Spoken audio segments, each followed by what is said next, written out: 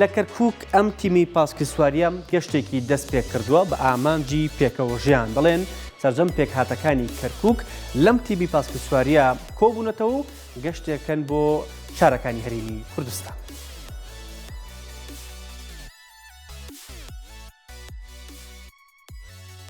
تیمی پاسکی سواری کەرکووک و گەشتێک بۆ شارەکانی کوردستان. ئێوارەی ڕۆژی 11 نیسانی 2024 حەربی خالید کە بەرپرسی لقی کەرکووکی لیژنەی ئۆلۆمپیە بەشداری لە مەراسیمی دەستپێکردنی گەشتێکی تیمی پاسکی سواری کەرکووک کردووە لە گەشتێکدا کە لە کەرکووکەوە دەست پێ دەکا بە پارێزگای هەولێردا تێدەپەڕێت و پاشان بە پارێزگای دوهۆک دواتر دەگەڕێتەوە لە ڕێگەی شەقلاوە بۆ پارێزگای سلێمانی دێت. حەربی خالید پەیامی تیپەکەی لە گەشتەکەەوە بەرز نرخاندووە و دەڵێت هیوای سەرکەوتوو گەڕانە و سەلامەتی بۆ ئەو پاسکی سوارانە دەخوازین بۆ کەرکووک کە تیمەکە لە 7 کەس پێکاتون دەنێتەوە جیاوازەکانی کەرکووک و بەنیازن نزیکەی 1000 کیلۆمەتر ببڕن.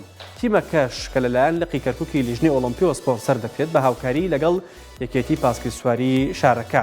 ئەمەش پەیامێکە کە ئاماژەی بۆ پێکەوە ژیانی ئاشتیانە لە نێوان هەموو پێکهاتەکاندا لە کەرکووک وە بڵاوکردنەوەی ڕۆشنبیری ژینگەیی و پشتبەستن بە پاسکیل بۆ ئاسانکاری زۆرێک لە بابەتەکانی ژیان و کەمکردنەوەی بەکارهێنانی ئۆتۆمبیل بۆ پێی کاریگەری هەیە لە کەمکردنەوەی پیسبوونی ژینگە.